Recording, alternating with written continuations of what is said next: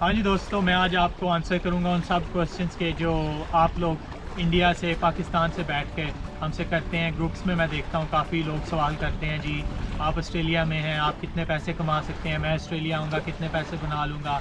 देखें, बात यह है कि ये क्वेश्चंस काफ़ी जनरल क्वेश्चंस हैं। जैसे मैं आपसे सवाल करूँ, जी आप इस वक्त पाकिस्तान में कितने पैसे कमा लेते हैं? आप हो सकता है 1 लाख रुपये कमाते हो, आप हो सकता है 10 लाख रुपये कमाते हो, या हो सकता है आप कुछ भी ना कमाते हो। बिल्कुल ऐसा ही है। ऑस्ट्रेलिया में रहते हुए भी बहुत सी ऑप्शंस हैं। ये डिपेंड करता है कि इंसान क्या कर रहा है, जॉब कैसी है, जॉब है या नहीं, एक्सपीरियंस लेवल कितना है, एजुकेशन कितनी है, स्किल्ड है इंसान या लेबर जॉब कर रहा है। तो ये सब बहुत से फैक्टर्स हैं जो डिपेंड करते हैं कि आप कितना कमाएंगे। बिल्कुल ऐसा ही है, अगर आप इंडिया में हैं, आप प्राइम मिनिस्टर हैं, आप कितनी अर्निंग कर रहे हैं, उसकी निस्बत आप एक लेबर हैं तो आप कितनी अर्निंग कर रहे हैं। तो ये दोनों मुख्तलिफ सिरे हैं, इन दोनों का आपस में ताल्लुक़ बहुत दूर तक है। तो इनको आपस में कनेक्ट करने के लिए आप एक जनरल फ्रेम नहीं उठा सकते कि मुझे बताएं जी आप पूरी कितनी कमाई कर लेंगे ऑस्ट्रेलिया में।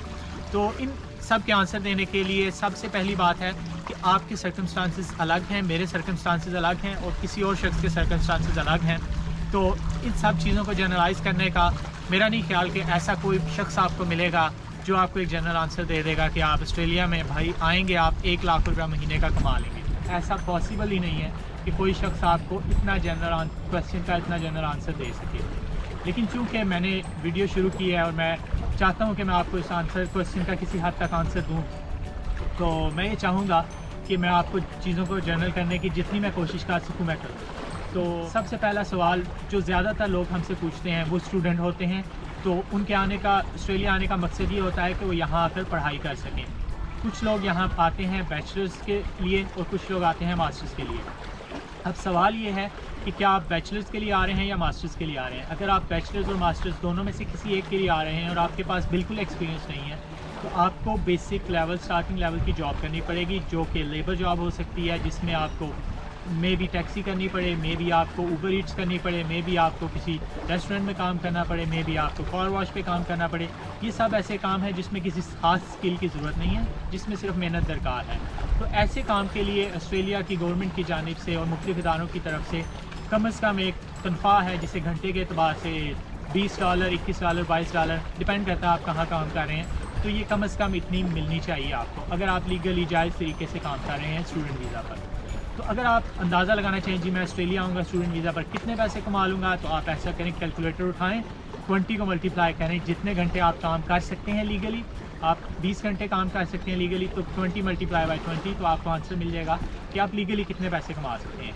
लेकिन कुछ लोग सिस्टम से छुप कर ज़्यादा पैसे कमाने की कोशिश करते हैं, तो उन्हें पे रेट कम मिलता है।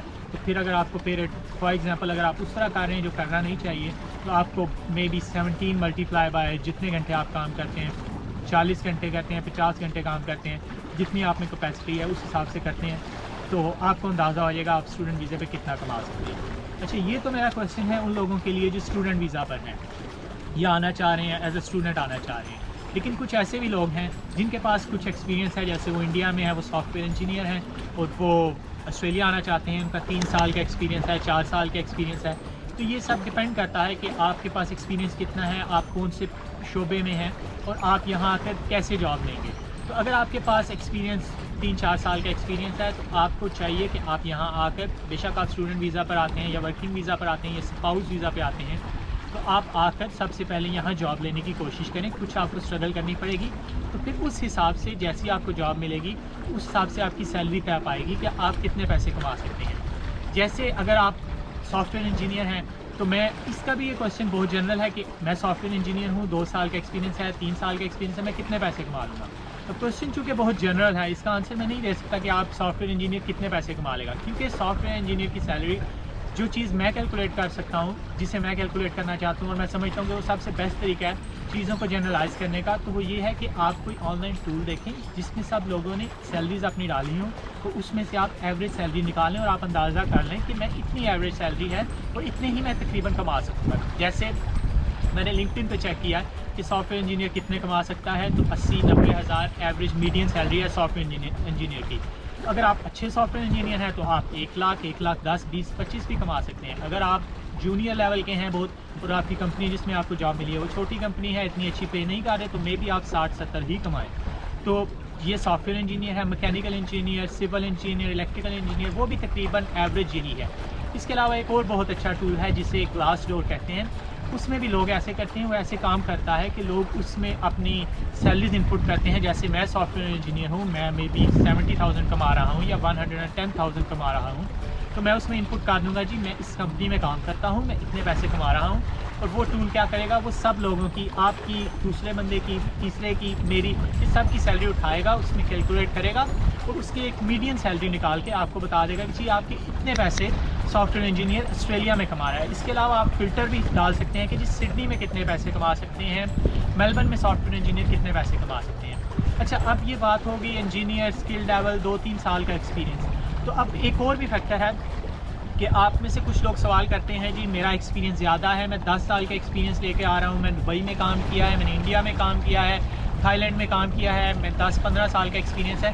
तो अब ये जो सैलरीज़ मैंने बताई हैं, ये जो सैलरीज़ हैं ये नॉर्मल सिविल इंजीनियर की हैं, ये नॉर्मल इलेक्ट्रिकल इंजीनियर की हैं। नॉर्मल मींस के ना वो सीनियर सिविल इंजीनियर है ना ही वो जूनियर है, मतलब मीडियम एवरेज लेवल का जो सिविल इंजीनियर है जिसके 2-3 साल का एक्सपीरियंस है, वो सब सिविल इंजीनियर टाइटल के नाम से, इलेक्ट्रिकल इंजीनियर, सॉफ्टवेयर इंजीनियर के टाइटल के नाम से उनका जॉब रोल है। तो अगर ऐसा है तो वो तकरीबन लिंक्डइन और उसके अलावा ग्लासडोर के हिसाब से इतनी सैलरी कमा सकते हैं। लेकिन अगर आप सीनियर लेवल के हैं, जैसे अगर आप सीनियर IT एनालिस्ट हैं, सीनियर सॉफ्टवेयर इंजीनियर हैं, प्रोजेक्ट मैनेजर हैं, इनकी सैलरी सब की सब डिपेंड करती हैं आपके एक्सपीरियंस लेवल पे, किस कंपनी ने आपको हायर किया और वो कितना आपसे इम्प्रेस है और वो कितने आपकी स्किल को मानते हैं, तो उस हिसाब से वो आपकी सैलरी जो है वो तय करेंगे।